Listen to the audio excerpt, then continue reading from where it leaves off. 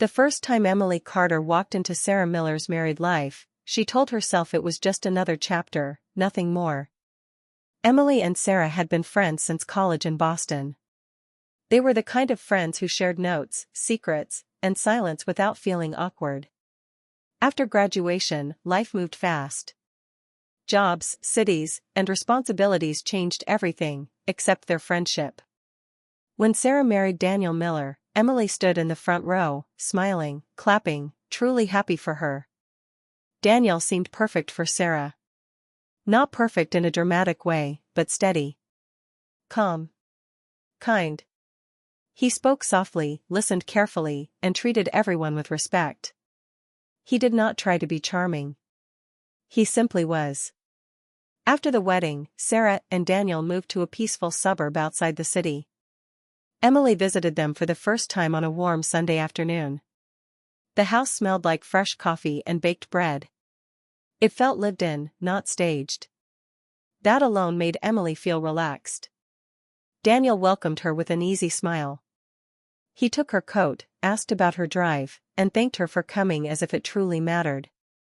Small things, Emily thought. Just good manners. They sat in the living room, talking about work, memories, and future plans. Sarah laughed often. Daniel watched her with quiet pride. Emily noticed the way he waited for Sarah to finish speaking, how he never interrupted, how his attention never wandered. Emily told herself not to think about it.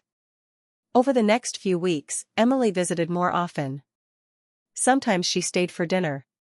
Sometimes she just stopped by after work.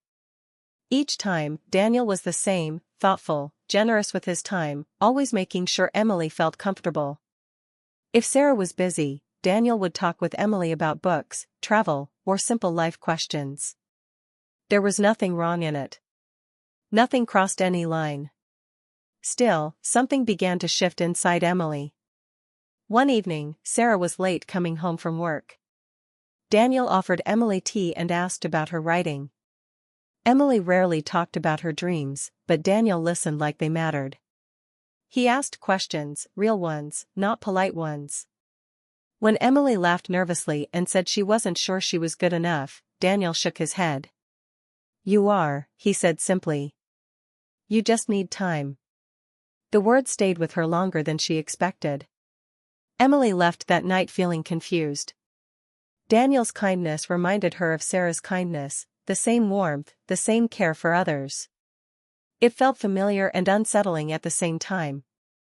As weeks passed, Emily noticed herself thinking about the house even when she wasn't there. About the calm feeling it gave her.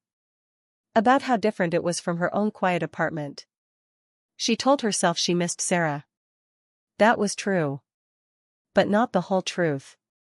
One afternoon, Sarah asked Emily to help plan a small gathering. They spent hours decorating the living room. Daniel came home later, tired from work, but still helped move furniture and arrange chairs. He never complained. When Emily thanked him, he smiled and said, "It's our home. Everyone should feel welcome." Emily felt something tighten in her chest. That night, driving home, she turned off the radio and sat in silence. She realized she admired Daniel more than she should. Not in a careless way, but in a deep, quiet way that scared her. She knew admiration could slowly become something else if she wasn't careful. Emily began to understand that this story was not about attraction alone. It was about timing, about choices, about standing too close to something beautiful that did not belong to her. And without meaning to, Emily had stepped into a place where emotions could grow quietly, dangerously, without anyone noticing. That was how it began. Emily tried to convince herself that she was overthinking. She told herself Daniel's kindness was normal, that it belonged to his nature and his love for Sarah. But every time she visited, every time she saw the little things he did, holding the door, remembering her favorite tea, asking about her day, her heart reacted in ways she didn't expect. It started subtly. A lingering glance when Daniel handed her a plate at dinner. A quiet smile when she mentioned a story idea. He never crossed a line. He never made a comment that was inappropriate or even personal beyond friendship. but the care he showed made her feel seen in a way that was rare in her life. It stirred a longing inside her she wasn't ready to name. Emily tried to keep herself busy. She wrote more in her journal, took long walks around the neighborhood, and threw herself into work.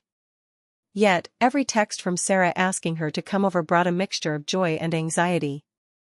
She wanted to see her friend, but she also feared the feelings that lingered when Daniel was around. One cold October afternoon, Emily needed help moving some furniture in her apartment. She called Sarah, who suggested Daniel could come by. He arrived without hesitation, wearing a soft smile and carrying tools like he had done this 1,000 times. He worked quickly, lifting boxes, fixing a wobbly shelf, never making her feel awkward. "Thanks, Daniel. I couldn't have done this alone," Emily said, wiping sweat from her brow. He shrugged lightly, almost shyly. "It's no problem. I like helping." The simplicity of it, the selflessness, hit Emily harder than she expected. She realized it wasn't charm or intent. It was just who he was. That realization made her heart ache quietly. She didn't want to feel this way, yet the truth sat there, undeniable. Back at Sarah and Daniel's home, Emily's visits became slightly shorter. She found herself avoiding long dinners or staying too late. She told herself that distance would make the feelings fade. But feelings don't follow logic. They grew in quiet, in stolen glances and small gestures.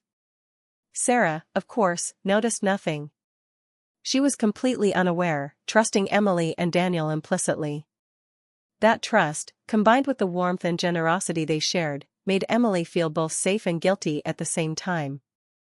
She loved Sarah too much to ruin anything, yet she couldn't stop the way her emotions responded to the environment they had created together. One evening, Sarah was feeling particularly drained from work. She sank onto the couch, rubbing her temples, while Daniel quietly washed the dishes. Emily watched from the doorway. The sight was ordinary, domestic even, but it struck her deeply. The ease and rhythm of their life, the mutual care, the quiet love, they made her feel both content and painfully aware of what she didn't have. Emily realized then that what she felt wasn't simple desire. It wasn't fleeting. It was longing, a yearning for something gentle, nurturing, and unconditional. It was admiration mixed with a hollow ache that left her restless at night. That night, driving home, she stared at the streetlights passing by, feeling the weight of her thoughts.